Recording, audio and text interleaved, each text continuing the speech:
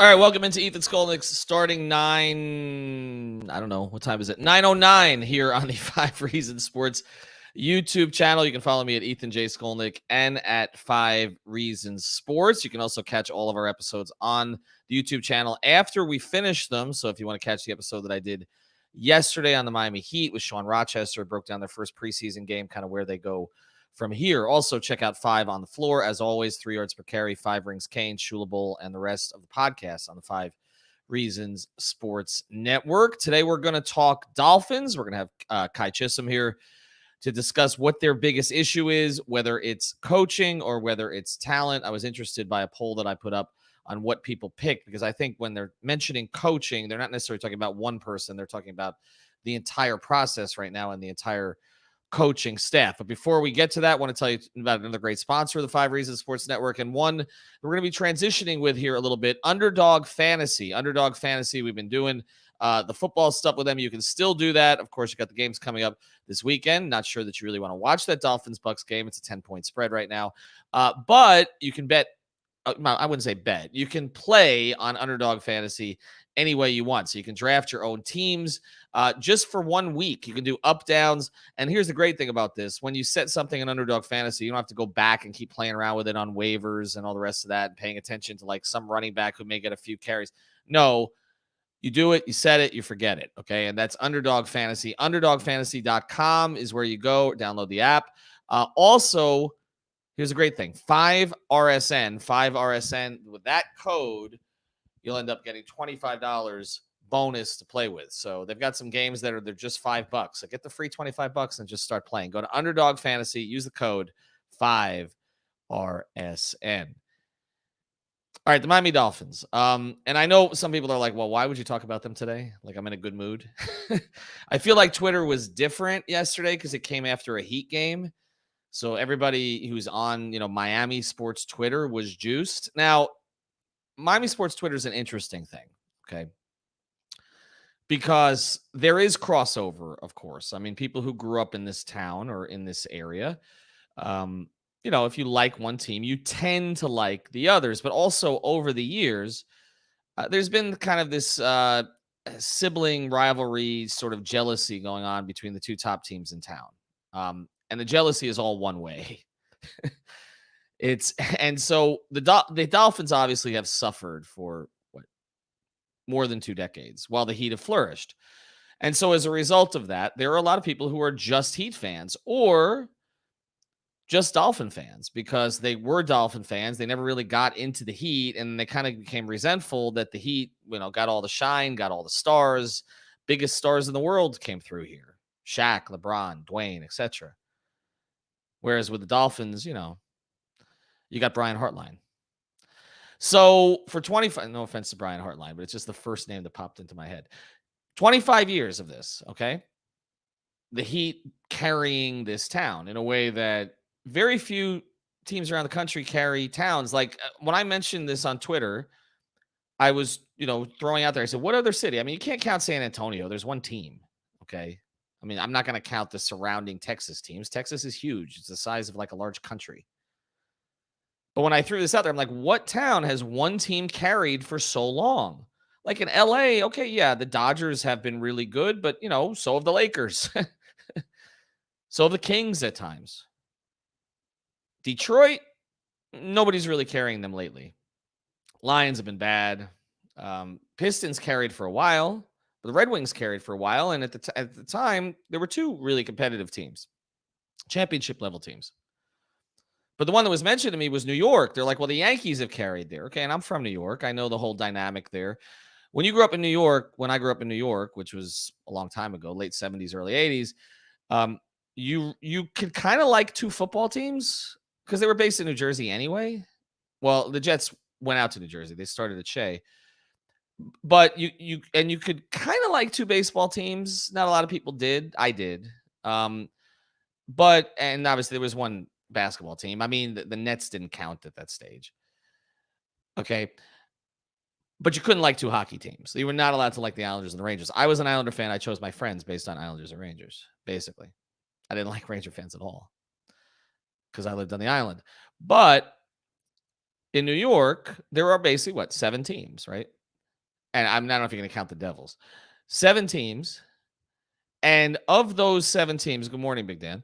Of those 7 teams, I said, okay, who's, and they said the Yankees have carried. And then you're watching last night and like, no, the Yankees haven't carried anything for the past like 15, 20 years. Like since the whole Jeter, Bernie Williams, Mariano Rivera teams, what have they carried? I mean, when's the last World Series that they won? They haven't carried anything.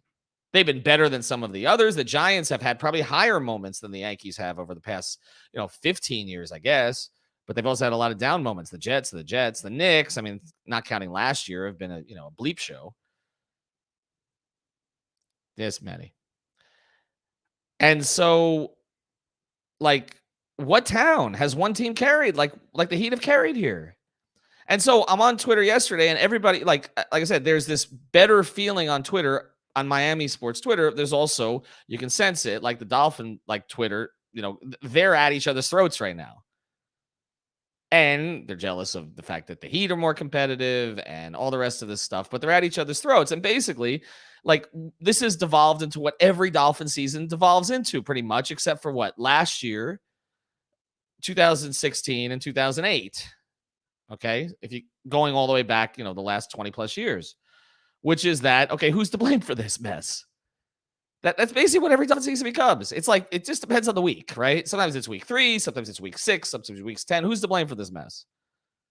Is it the coach? Is it the GM? Is it the owner? I mean, for a lot of people, it's always the owner. But like, is it the coach, the GM, the players? What is it? That's where we are again. Like, I didn't think we would be here again. Okay. I felt like they had some things figured out. I am a believer in this coach as a leader of men. I like the way I just like his presentation. I don't really know Brian Flores very well because, again, COVID. Okay. Plus, I'm not covering the Dolphins day to day like I did for years. People forget, like, I was a Dolphin reporter before I was a Heat reporter. I was there all the time. The Wannstedt years, the Saban years, I was there. Thankfully, I switched to the Heat full time before the Philbin years. Okay. But I used to, be out there all the time. But I haven't developed a relationship with Brian Flores like I did with previous Dolphin head coaches. I just like the way he presents himself. I like the things he believes in. Okay. And I trust him to kind of run this thing from a football coaching on the field perspective for what he is specifically responsible for. But here's the problem now. It appears that he can't assemble an offensive staff because I don't have any trust in those guys. I mean, the offensive line coach at this point, how many offensive coordinators do you need? 6, 7, 8, 9, 10? So there's a problem there. And then the other thing I'll say is I've kind of been a supporter of Chris Greer too. Like, I got the plan. I mean, the heist from Houston, all the rest of this stuff. I was one of those who said, well, yeah, Chris Greer's been here for a lot of struggles, but he's never really been in charge. So we got to see what it looks like when he's in charge. Okay, well, now we're starting to see. And so here we are again. We're right back where we were. Was it Spielman's fault or is it Wannstedt's fault? Is it Saban's fault or is it Randy Mueller's fault? Is it Cam Cameron's fault or Randy Mueller's fault? Is it Sperano's fault or Parcells' fault or Ireland's fault? Is it Philbin's fault? Of course it's Philbin's fault. Is it Gase's fault? Well, he never thinks anything is his fault. I mean, we're right back where we've been. I can see already Dolphin fans are lining up behind Greer and Flores. One or the other. Or neither. And it's a depressing place to be. And so what we're going to discuss here with Kai is what is the biggest problem? Because when I polled this, I thought people would say talent is the biggest problem. Because there's no other team in the league that would be starting Austin Jackson right now or Malcolm Brown. But more people voted coaching. And I don't think they mean Brian Flores. I think they mean the staff, because I think what they mean is, well, Malcolm Brown shouldn't be starting. There's a better player there in Myles Gaskin, but they're not using him. Or Austin Jackson shouldn't be starting. They should be putting, Eichenberg at left tackle and letting him flourish there and kicking Robert Hunt back out to tackle from guard. It's a usage problem for a lot of people, which is coaching. And ultimately, I hate to say it because I'm a Flores guy, so to speak, but ultimately, it falls on him. I mean, if he's not bringing in the types of coaches that are putting guys in the right position, it falls on him. And that ultimately may be his downfall. And I think one of the things that we're seeing now is one of the things I liked about Brian Flores. We're going to bring Kai on here in a second. One of the things I liked about Brian Flores was that he had this sort of championship experience of being in the Patriots organization. I mean, from a basketball perspective or a local perspective, it'd be like spending time, like 20 years in the Heat organization. Well, you're going to learn some stuff. I liked that. Okay. That he'd done a number of different jobs. He was in scouting. He was in coaching. Okay. He interacted with those people. But here's the problem with working in just one organization is you don't have like a big buddy group around the NFL. There's not a lot of coaches because you were in one place. You know the coaches who went through New England or that you met at coaching, it's scouting combines or that kind of stuff. But you don't have a huge circle. He's not a guy who's bounced to 6 different organizations and picked the brains of a bunch of different people. No, he picked Belichick's brain. Okay, that's great, but you don't. How many guys does he know who would be quality assistants? I think that's kind of where we're at. I mean, when it's like pick a offensive coordinator day. We used to say that about the Heat, or we didn't. Le Batard did when they got the big 3 together, and he's like, "It's you play point guard tonight." No offense, Rio. I'm sorry. Okay, I know Mario would get mad at me if he heard this, but like, you play point guard tonight. I mean, with those 3 guys, I feel like that's what it's like. Just pick an offensive coordinator today. Who wants to do it? I mean, seriously, you could take a fan poll, okay, and come up with something better than what they did at the goal line, which ended up with the Gesicki circus catch to save it on 4th down. Like, seriously, like Malcolm Brown left guard, okay, Brissett behind the center, Malcolm Brown right guard. I mean, I could do that. But anyway, we're going to bring in Kai here in a second to get to what is the bigger problem here. Before we do, I want to tell you about another great sponsor of the 5 Reasons Sports Network. The Dolphins are broken. I can't fix it. But if your wheels are broken, they can fix it. Go to that's the best read I've ever done for this. You Break Wheel Fix. Go to youbreakwheelfix.com. That's youbreakwheelfix.com. They're based right there in North Miami. They can repair your damaged wheels. Of course, we know what happens here in South Florida. Infrastructure not so good. But also, they can give you the fancy colors too. Okay, so you go to youbreakwheelfix.com. They can do all of your refinishing. They still have the Heat Vice colors. They got every kind of color there. They do the wheel polishing. They do just about everything. Again, over 5,000 custom colors. If you mention 5 Reasons, you'll get 15% off. That's right. 15% off if you mention 5 Reasons. Ask for Mark, okay? He knows the deal. So ask for Mark. He's in charge. And tell him about 5 Reasons. Right there in North Miami, in the Miami Shores area, actually, and that you can go to. And it's really cool just to watch what they do there. But more importantly, your wheels will look great. So go to YouBreak Wheel Fix. That's YouBreakWheelFix.com. All right, let's bring on our guy, Kai. This is a happy day for Kai because, he's wearing a Gator shirt. That shouldn't be okay. But you can see there the Ghost 19, Jakeem Grant. May he, I guess, rest in Chicago. He won't. But Jakeem Grant is gone, traded for a 6th-round pick. We knew that something was going to happen. Some statement moves were going to start to be made here. I don't know that this is a statement move, Kai, although you couldn't keep throwing him out there. I mean, they did for years. But no. The statement move, but it was more to, I think, to clear space for maybe Preston Williams eventually returns or Albert Wilson. You're not going to have Fuller for a couple of weeks. But I want to get to the bigger concept. I know you guys, you and Juan do a little bit of celebration on this. And I think as you were not Jakeem Grant fans, very nice kid, by the way, very nice kid. Super funny, yeah. Super funny, super entertaining, but just couldn't catch a football. Fumbling, yeah. I mean, the entertainment part usually isn't what comes first for a scouting staff. It's usually the football part. And that didn't work out so well. But I'm going to get to the core question today, which is talent or coaching. But before that, as you look at, are you the type that says, okay, when a team is struggling, you do make these kind of statement moves, okay? You do sort of send a message because it felt a little like that. I mean, not completely, but a little like that. I mean, it is kind of a statement move because although he's not like a star, it's not like you're saying, okay, cut Jesse Davis. I know Jesse Davis isn't like a star player, but he is kind of, I guess, like a staple in the organization right now.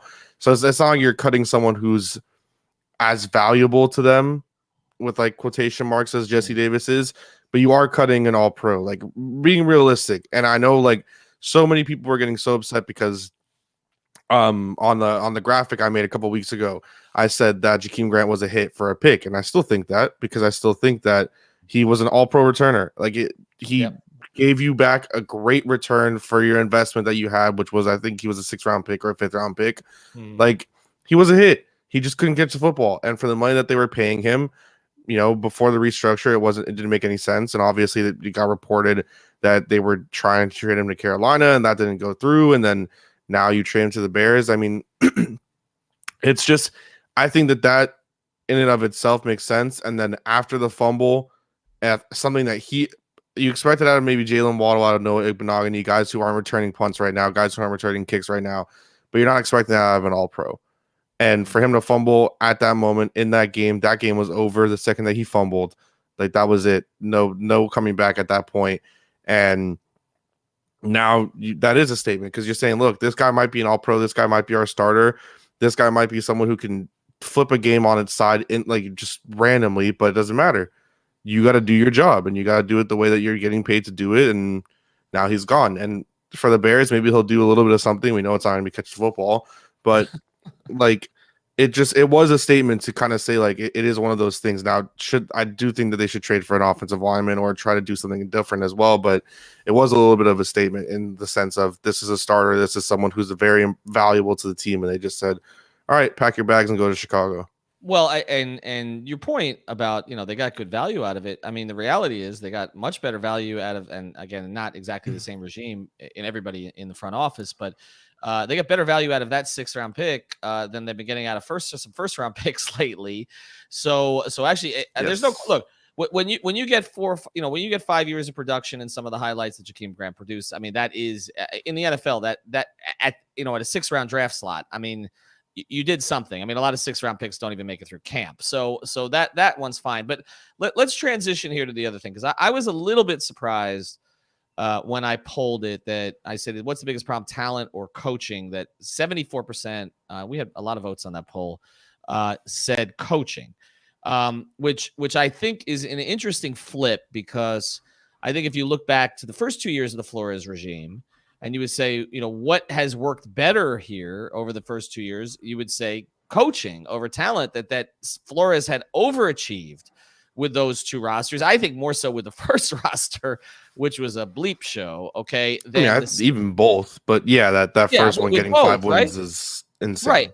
So here we are though now, and it's flipped. Okay. Is that in your view a fan's reaction to Flores, or is that in your view a fan's reaction to the fact that they don't seem to know who the offensive coordinator is and the offensive line coach keeps running guys from one spot to another? I think there's definitely some overreaction to the coaching situation. I've been for a few weeks now, like I guess touted as the guy who's being the most positive on the extra yard, because I'm trying to say like this isn't kind of the Dolphins team, especially the fact that we have Jacoby Brissett starting at quarterback who can't throw more than 5 yards. So there is more of a bigger, I guess, problem because of that.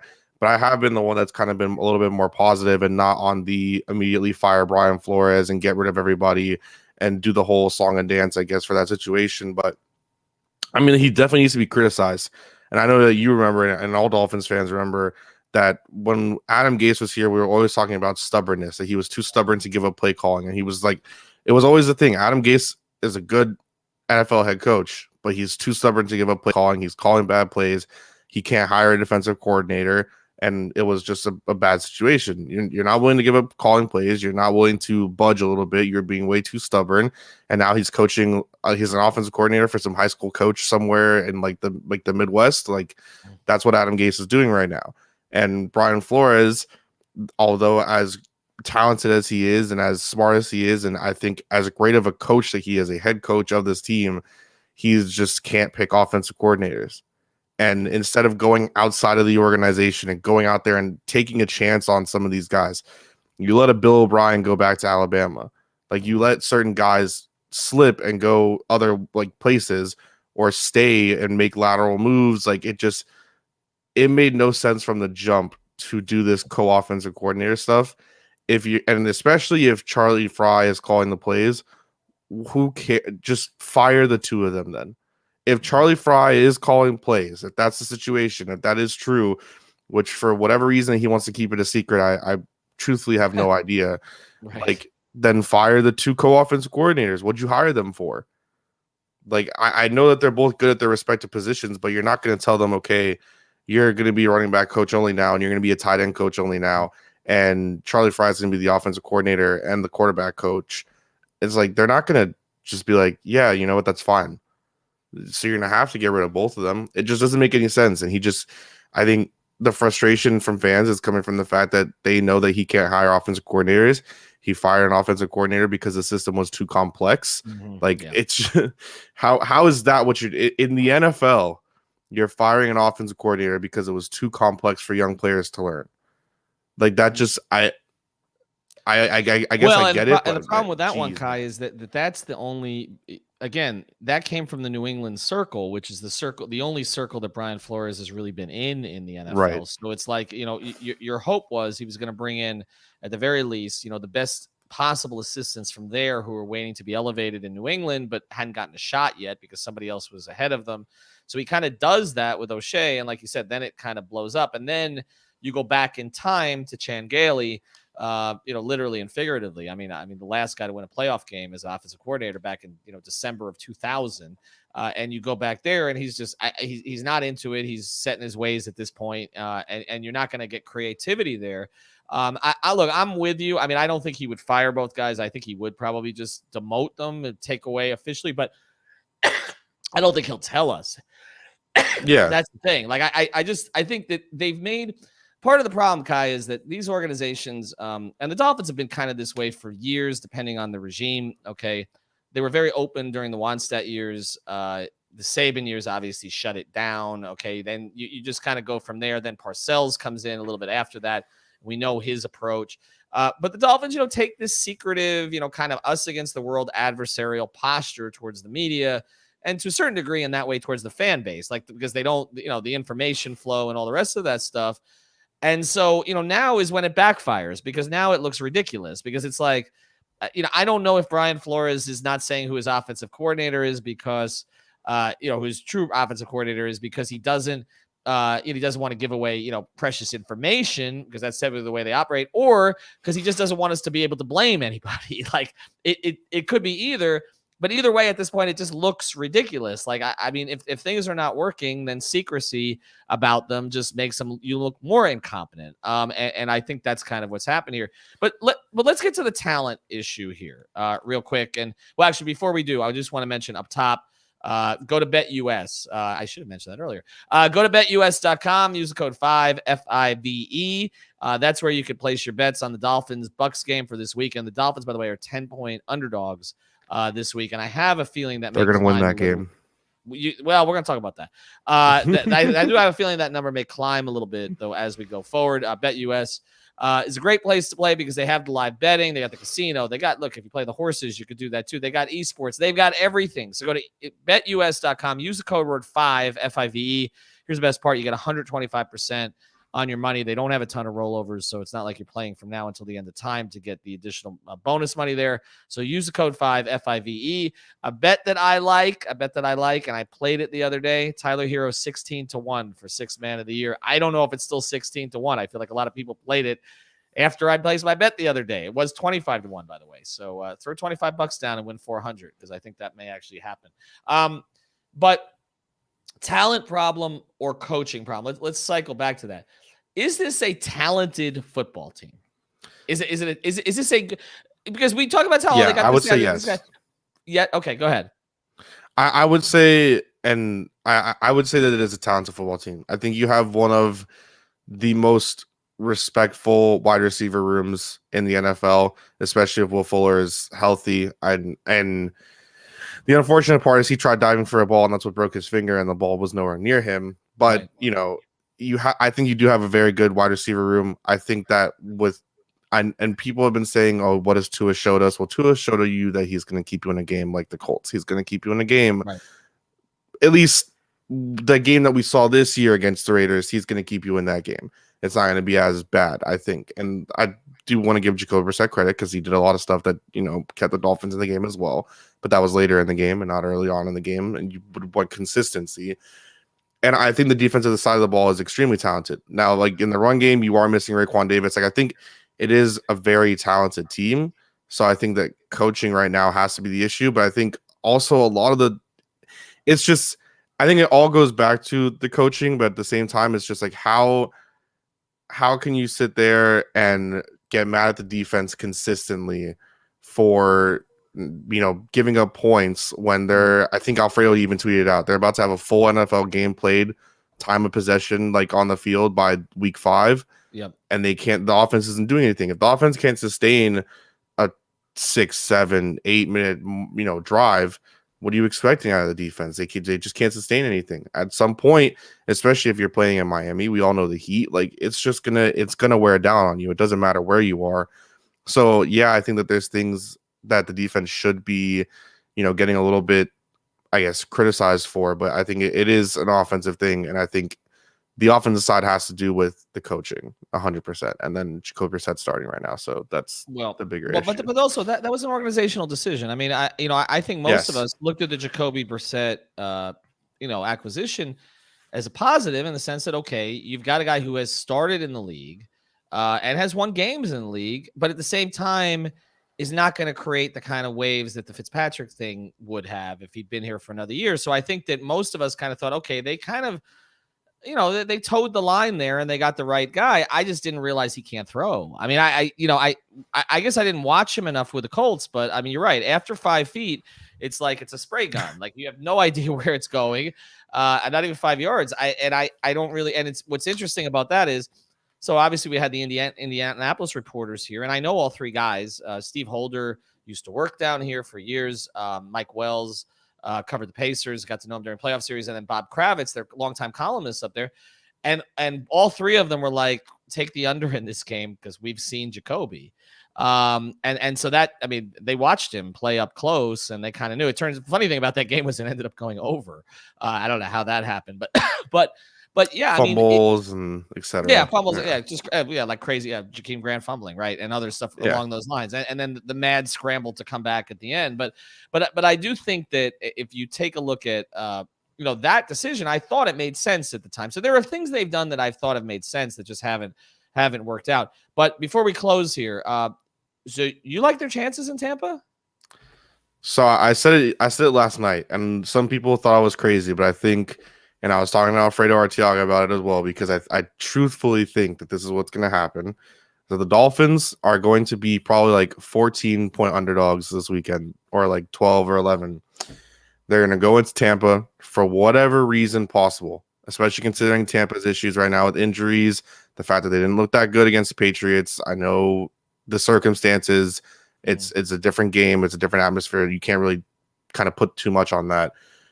It just makes too much sense as a Miami Dolphins team that they lost to the Colts when they should have walked the Colts. Yeah, they're gonna beat the Bucks and they're gonna go to London and lose to the Jaguars. It just makes too much sense. No, you had me until there. But I mean, like, let Urban get on a plane? No, come on. I don't even. If Urban, like, it just. I mean, even just at least the first part of it, like, I know you've been down here for so long and you covered the team. Like, it's 2 Dolphins that they lose to a team. No, it is, but then they beat like. I have more belief in them beating the Bucks than losing the Jaguars. I don't know. The other half is just kind of like the tip of the iceberg for Dolphins Twitter. But the first part is the real part. Like, I think gonna get grinded against in a pub. I guess I don't know if he makes it out there far. We'll see how that goes. He needed to summon the power of Tebow. I would look. I said 3 weeks ago he would last 2 years before all this mess, and now I didn't think he was going to last a year. I thought he was going to be out like in the middle of the season because it just wasn't going to work. And bless me and Manny's soul because Kentucky lost or Kentucky beat the Gators this weekend, and Urban Meyer has been he's Urban Meyer. Like, what were you? I don't know how anyone could have ever expected Urban Meyer to go, yeah, you know what? I'm going to transition from a college coach right now, someone who has total control and has wanted to have total control of everything my entire career, and then go to the NFL Like after that first hire, they were like, it was so abundantly clear that Urban Meyer was not going to succeed. But it's always the same for those guys. It was the same for Saban. It was the same. I mean, Matt Rule's doing great, but I guess he's not. He was at Temple and Baylor, and it's not the same. It's a little bit different. But there have been guys who have transitioned. I mean, look, Jimmy. Everybody cites the Jimmy Johnson example, but again, Jimmy was given this blueprint and just blew up the whole thing from scratch in that way, and it was different. You could trade Herschel Walker for 12 draft picks. You can't do that now, and he built the whole regime that way. I mean, he literally did. He literally built it on one trade. But then you got to give him credit, obviously, for making draft picks and the draft picks. I mean, finding a Larry Allen in this. He found Hall of Fame offensive linemen, in the 5th and 6th rounds. So, I mean, it worked out for him. Well, that's interesting. I don't really see them beating Tampa. I could see them covering though. I don't see them beating Tampa either. I just think it's going to happen. Like I don't see them winning, but I just think that's what's going to happen. Like I got what you're saying, but I think they can be competitive. I think that it's going to be an interesting case study this week to see if they play for the coach, because I do feel like they like this coach. Okay. And I do feel like he is getting heat and he is the type of coach that you would play for. So I would expect the effort to be there. I just don't know with Brissett. I don't know. I don't. And also, like I said, the Bucs really haven't played all that well of late. That would worry me coming into this game. Like I feel like there are things. Brady teams tend to get better as the season goes on, and we may be at that point. All right, so check out Kai on Twitter at Samurai Radio, also on the Extra Yard. That's actually up on the YouTube channel right now. So make sure you get that with Juan and Michael. I'm not allowed to mention Royal. He's still a Heat guy. That's okay. And I think he's going to abandon you guys anyway here at some point. What? I think so. I mean, he's going to go back. If I were him, I'd go back to the Packers. All right. So follow Kai at Samurai Radio. Thanks to Manny Chang for producing. I don't know. Omar is saying that Aaron Rodgers is going to be with the Dolphins next season, I guess. So listen, I would love that. No joke. Why would Aaron Rodgers seriously, man? Why would that dude waste the end of his career here? Just anybody who brings up that one, I'm like, seriously. You don't think Aaron Rodgers could take this team to the Super Bowl? I think Aaron Rodgers could take this team to the Super Bowl. Dude, curse of the DeQuesta. It's not happening. He should. Denver looks pretty good right now. Yeah, thanks, Dono. He'll be on at 12 o'clock. I think he'll be on at 12 o'clock. Dono's on all times of the day now. Anyway, check out our sponsors, betus.com. Use the code 5, F-I-V-E.